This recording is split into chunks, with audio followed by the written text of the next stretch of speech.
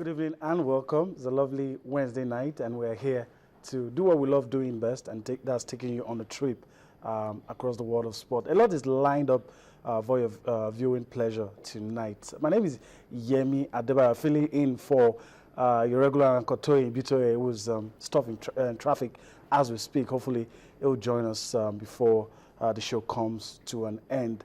Like I said, there's a lot to talk about today. There's a lot of football on the menu. You have a Champions League playoffs, FIFA Under-20 World Cup, stories in and around Africa, the havoc that Ebola seems to be wreaking. We'll talk about all of that on the show tonight. But let me quickly introduce my partners on the show tonight. I have the pleasure of having with me tonight Tunde Koiki. Tunde, it's nice to have you. Thank you very much. And a point of correction, Toyo is not stuck in traffic. He's cemented in traffic. Okay. There's a big difference. Okay. But we hope he gets here. And of course, Onyemuchi Onwachuku, always with us on Monday and Wednesdays. It's a pleasure to have you as well. Thank you very much, Yemi. I luckily escaped the... the cement. Gridlock, really. It was terrible, but it's part of our country, and we have to find ways of getting here on time, whether we like it or not. So we are here. All right, yeah. So let me give you a quick rundown of some of the things we'll be looking at on the show. Like I did tell you earlier, it's going to be about football tonight. A lot of football on the menu. We'll be talking about the 2015 African Nations Cup qualifiers, what's been happening. We'll be talking about that on the show. We're looking at the Women's League on the show tonight. We'll be talking about the unfortunate incident that happened today in Abuja. That's talking about the NFF office. We'll be looking at all of that. But guys, let's start off with the FIFA Under-20 Women's World Cup. And let me start with Onye before we begin to, talk about the chances of the Falconers tonight. But the journey so far, what would you say about the girls? Yeah, the girls have performed. The performance has been commendable. Yeah. When you compare it to the level of preparations they had. The crisis in the Nigerian Football Federation, the girls, had to keep vigil, had to pray fervently for FIFA not to ban us to, get to the World Cup, and that truncated their preparation. So, in view of that, you need to give them a commendation for getting to the semi-final. And when you look at it, in the past 4 years, in Germany, we got to the final, lost to Germany. 2 years ago, we lost to Japan, the host team. So this time around, they have followed in that tradition. We just hope that they can overcome their opponent tonight and get to the final. If they get to the final, anything can happen. But so far, so good. We need to commend the girls, for getting to this stage, in spite of what they have gone through. And I don't know if today shares, but let me play devil's advocate. People have thrown some stuff in our face and say we celebrate victories, but victories sometimes in Nigeria come at a cost. Some have said, well, you don't see new faces in the team. You get to see some of those faces come up. Some have said, the success doesn't really translate. Well, that's it on your screen. And Eligo. Once again. It's becoming a norm for the girls. Keeping with the tradition of this team, we talked about it, I think, was it yesterday? Yeah. Or day before yesterday, about how this team, they always seem to go for the jugular as from the very blast of the whistle. This will be the third consecutive game that they've scored a goal in the first 2 minutes of the match. And I think it's in keeping. If the first one was a fluke, the second one was possibly an accident, the third one is definitely, has to be. At this stage, definitely not a fluke. Obviously a game plan. I'm thinking it is something that the coach has insisted that his team work on, try to break the morale of the opposition by putting them under the cosh from the very blast of the whistle, and I think they followed in this trend as well. But we've talked about, you mentioned about the fact that, we don't see too many faces at this level. I'm also concerned about it, but at this stage of the competition, it's too late to do anything about it. It's not as if we can pack out, remove the entire 23 women's squad and bring in fresh faces. Subsequently, it is something that we must look into. But right now, this is a team that is currently 1 goal up in a semi-final of a global tournament, has the chance to equal a record of playing for the 3rd time in the final. Yeah. And who says they cannot go one better and actually finally win a global title for Nigeria in the women's game? So right now, I think what they deserve is their support. What they deserve is our support. When they come back whether either as winners or as runners-up or as third place finishers, then we can talk about how to restructure the women's game so that we can see the new faces that you talked about. It is a problem when you see same players being churned over in the national teams, and I'd really like us to find a proper lasting solution to that. I don't know about you, but I mean, will you take victory at any cost, even if it doesn't have any reflection on the growth of the game in the country? Well, neither here nor there, Yemi. You know, at any cost, are you saying that it has not rubbed off on the national team? I mean, the Super Falcons. You know, but these girls, some of these players in this under-20 team were part of the under-17, the Flamingos. Yep. You know, a player like Hezuo That went to Trinidad and Tobago. There's another girl, you know, that also graduated. A few of them, actually. You know, a few of them. So let's give them the benefit of that. The problem is, back home, what are we doing to develop women football? Yeah. You know, of course, Yemi will always say that globally, that women football is, you know, they lack a sponsorship, they don't get so much, backing. You know, but back home, what have we been doing?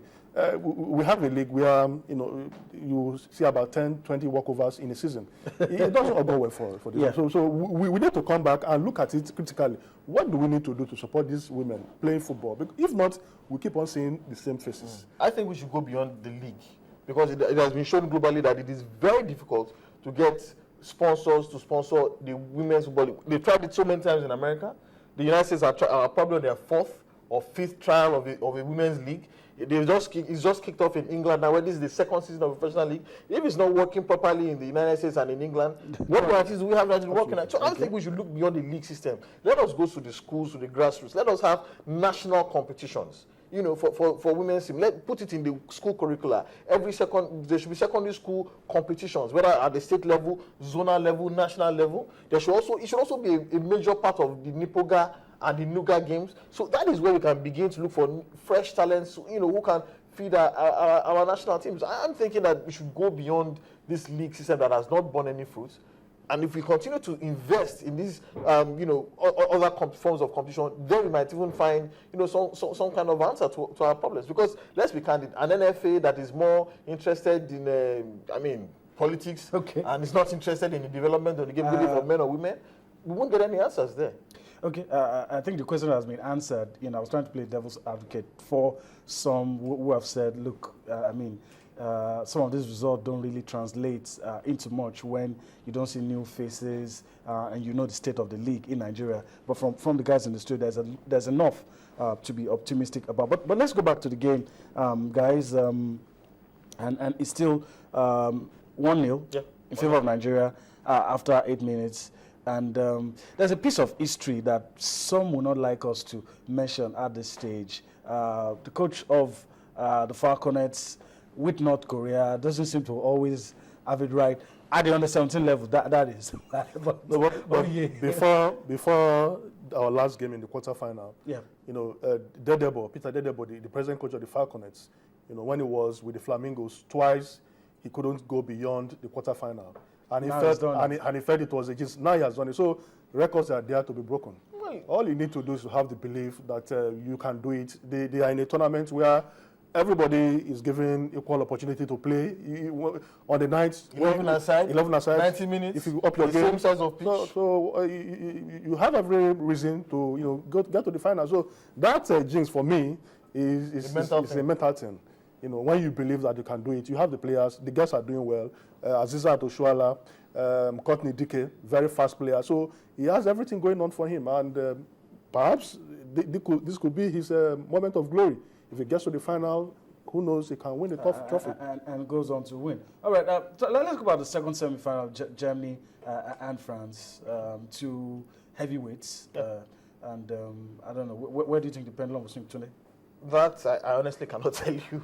That is. It takes a brave man. It takes a brave man, because the Germans are also particularly experienced at this level of football. They were former world champions as well. France have grown their female and youth programs tremendously over the years. Over the years, they have players drawn from all across the world. There are some of Cameroonian and African heritage in the team. There's a player there who has played 90 minutes in every single game leading up to this point. So their fitness is not in doubt, their ability is not in doubt. You know, so it's a clash of the immovable force meets what's it again? The irresistible force. So two equally matched opponents. I won't be surprised if it goes to penalties because they're really, really that good. And some have argued that the winner of this tournament would emerge in the second semi-final. But there's still plenty of football to be played. We'll see how that plays out. But as of now, I cannot tell you whether it's either Germany or France will play in that final.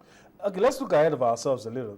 I mean, of course, it's good to be, observe some caution. But 10 minutes, the North Koreans, my personal opinion, they're a lot better than their neighbors, South Korea. So I don't know. Do you see us navigating this? I'm optimistic, but I don't know if my optimism is getting the better of me. 10 minutes into this game, we're 1-0 up. I probably thought that these girls would, take us to the cleaners, but now we're a goal up, and I don't know.